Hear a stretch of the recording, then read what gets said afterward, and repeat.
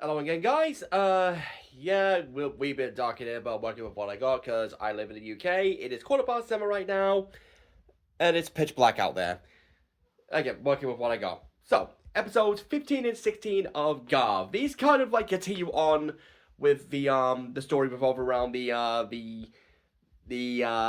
most recent wannabe Granu trying to make its way um, into stomaching's good graces. More specifically, episode 15 sees him pretending to try to give up the dark treats and goes to Shoma directly to basically tell him, no, I want to quit. I'm done looking for hunting for humans. I realized I was wrong, etc., etc. Which of course spirals. Shoma obviously tells Hanto about this, and Hanto's like, this is bullshit, right? And like straight away, I am kind of on Hanto's side on this because so far, none of the Granus have actually shown themselves as in any way decent people or in any way redeemable. Every single one of them that Shoma and Hanto have faced so far have been just trying to harvest and capture humans for the sake of a few sweets. So just this one random Granu coming out of nowhere.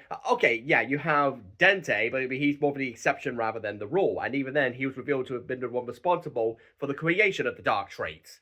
So it's not necessarily the case where it's impossible for a Granu to be good and redeem themselves. But the Granuts as they are now, yeah, they're not decent people. Far from it.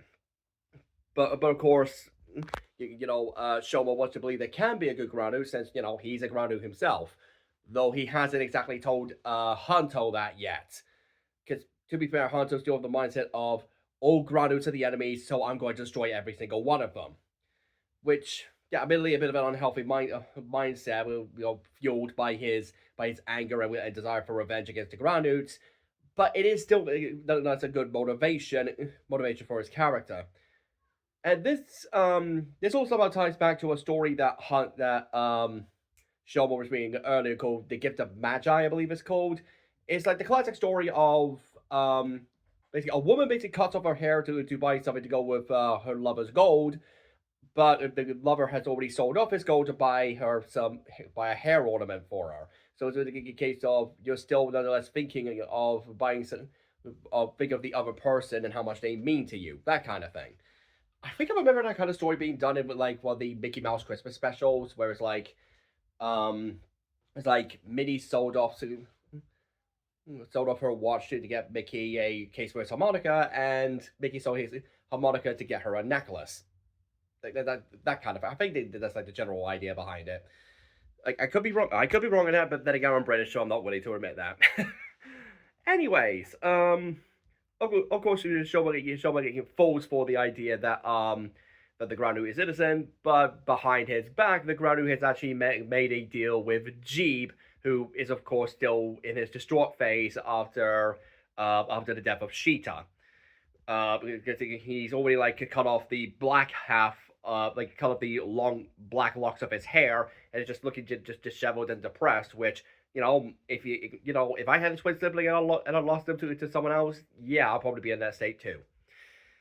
Anyways, they basically made a deal with Jeep to be given a couple of his minions in order to basically trap and try to take Shoma down, which naturally doesn't actually work because once Shoma realizes, oh, this was a trap and the guy was spewing bullshit, he fights back in his K-King form. And we actually can get a cool thing with the K-King form where he can actually scan extra cachizos on the sword. I totally forgot what it's called, but I know it's like supposed to be like designed after like a piping bag of some kind. Excuse me. And of course he actually whenever he scans the gachizos, in this case the chocolate one and the crisp one, it still spawns like two new like porn style minions, but one has the gun of the chocolate form and the other has the swords of the crisp form, which I think it's actually a really cool way to reuse elements of the previous suits into these otherwise simplistic ones. But during the scuffle, Hanto ends up being captured. Excuse me, because Hanto like middle of the fight comes in and tries to fight the Grandu while Shoma takes care of the minions, but because of the Granu's like super fast back-to-back technique. I'm sorry if I just shook the phone right there. Um, he's basically able to knock out Valen in a single blow, a single massive blow, but still a single blow nonetheless. And with that, Hanto ends up being kidnapped by the Groundnewt.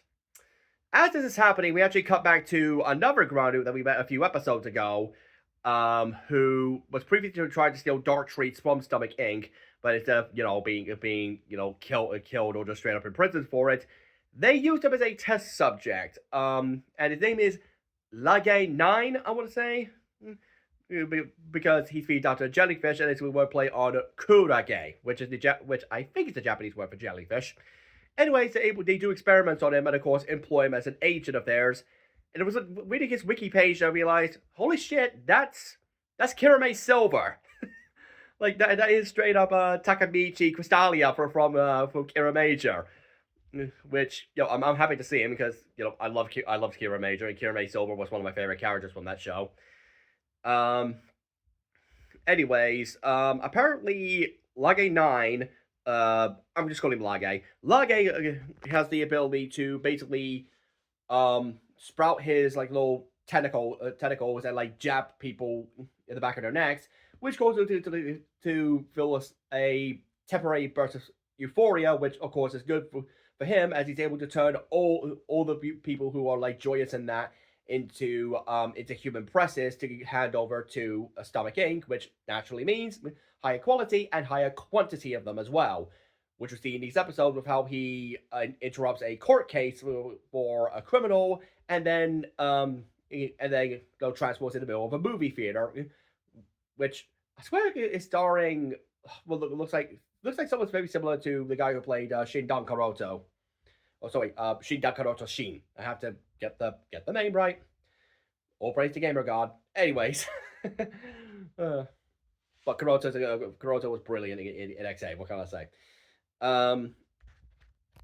Anyways, that's generally episode 15 over and done with. Episode 16, of course, opens with Hanzo being captured and being shown to Jeeb, and Jeeb's like, "That's not the right Gavv," and just walks away. So instead, the crab Karanu figures, okay, I can take this to Longo. I can take this to the higher ups themselves, and Hanto actually because Hanto is pretending to be unconscious, but he overhears it's like, I can use this as a chance to get more info on these guys and see if I can take them down. Which obviously very reckless move, but we learn later that he was also doing it for Shoma, to because they as far as he knows they both want the exact same thing, the Granu's destroyed.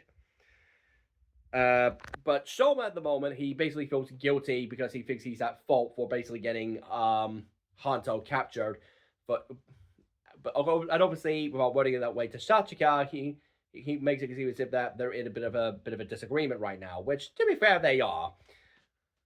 But she makes it kind of like, friends pull out all these kind of things all the time, whether it's something simple or something serious. Serious friends will pull out all the time. What matters is to keep pushing and make amends. Which, okay, decently lesson to take, but it's not just strictly one side that has to do that, Shachika, because not every friendship is like that. Sometimes some friendships, like the apology is more or less gaslit out of people if they actually haven't done anything wrong, and they're made to feel like they have done something wrong. Like, I've seen that kind of thing happening in a lot of shows I watch. She-Ra, great example. Katra was basically gaslit into, well, She-Ra and Katra and Adora were both gaslit into thinking that they were both at fault for the stuff that Shadow Weaver did to them. So, it's not necessarily a case of, if one person apologizes, everything will be better, which not always the case, Sajika. Anyways, Shoma is eventually able to find Hanto, find where Hanto's location is, and of course he too ends up being captured by the Crab Groundnewts. While they're there, Shoma obviously will restate the same thing that Hanto told him. You can't exactly fight Groundnewts if you're dead. So, so the two of them will make up, but Hanto can tell that Shoma is hiding something, and I'm glad he's able to pick up on this, because There have been several shows in Rider and Sentai where it's obvious that the character is hiding something, but but the rest of the cast do not question it. Like they see them acting a bit odd, but they never never like think, wow, there's obviously more to this than what's going on. I need to question this. It's like, oh, that's just who he is. We should just move on. And no, you should totally think and try to question this, whether to question them directly or try to think of like other possibilities of what they could be hiding. I mean, I don't think Hanto's first conclusion is going to be, oh my god, Shoma's a groundnut. But given he's an investigative journalist, he will obviously use his rationale and logical thinking to try and figure out what the hell Shoma is trying to hide. But during this, they're able to escape again to get into the fight with the crab granute, and and eventually they are able to break its shell and kick its ass with Valen using like the Bushel uh Gachizo to give him like a big old axe. And honestly, I think the Bushel form looks a lot better on Gavv than it does on Valen. It still looks good. Like, it still looks good on Valen. It just works better with Gavv.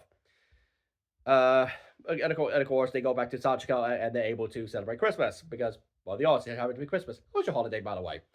They leave it in the comments. Tell us about your holiday was. But it looks like in the background, Yelv has got back in contact with Suga since they knew each other apparently, and Suga gives a bunch of Kachizo to Yelv, while Yelv gives Suga a bit of granite. I assume either biology, like an organ, or a piece of technology. It's not automatically clear. Then again, given like how we see what we know of the granutes, it could be either or. Like it could even be a bit of both. We can mostly assume that the granutes at this point are basically cyborgs. Anyways, he's also for the first time actually tries out like human delicacies. One of them being a bit of pudding, and that's basically to set up. Um, excuse me. That's basically to set up the debut of our third writer in this series, Vlam, who his belt is designed off of his reverse engineering the Cachizo stuff that Yelv has been getting, as well as all the data and information he can get from the fight with Gavv and Valen. Which okay, that's actually a really good way to like showcase how the fights aren't just one-offs; they actually contribute to the research that Yelv is doing. Otherwise, fairly straightforward episodes the last couple of weeks. I'm sorry if I haven't been able to again to do like my weekly updates as usual. I think I might be able to do it in this format from now on, just trying to cover like multiple episodes in one video, because it actually helps to give me a lot more to talk about with these vlogs, especially since some of these episodes do end up being multi-parters anyway. So who knows? Maybe from now on, I'll just do one of these every couple of weeks, and I'm gonna have to try and do my best because I know for a fact that I'm still gonna be hella busy at work because the holidays may be over, but the grind never ends. Otherwise, thank you guys for watching. I hope you had a happy holiday with your loved ones. Hope you enjoyed your Christmas, Hanukkah, Kwanzaa, whichever holiday you celebrate this month, and I'll see you guys in the new year. Take care.